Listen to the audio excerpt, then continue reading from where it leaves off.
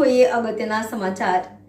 Rajkot Jamnagar highway પર ધ્રોલ પડધરી વચ્ચે car અકસ્માતમાં સ્ટેરિંગ પરનો કાબુ ગુમાવતા કાર રોડ સાઈડમાંથી ઉતરી જવાથી 6 લોકોને ગંભીર ઈજા પહોંચી છે, જેમાં 2 નાના બાળકો અને 2 લેડીઝ અને 2 જેન્ટ્સનો સમાવેશ થાય છે।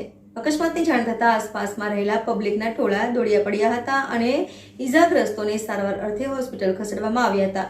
Reporter Mohsin Shamdar, NN news, Rajkot. દર્શક મિત્રો, તમારી આસપાસ બની રહેલી અવનવી ઘટનાઓ વિશે જાણવા માટે NN ન્યૂઝને લાઇક કરો, શેર કરો, સબસ્ક્રાઇબ કરો અને બેલ આઇકન પ્રેસ કરો, જેથી આપને નોટિફિકેશન્સ મળતી રહે।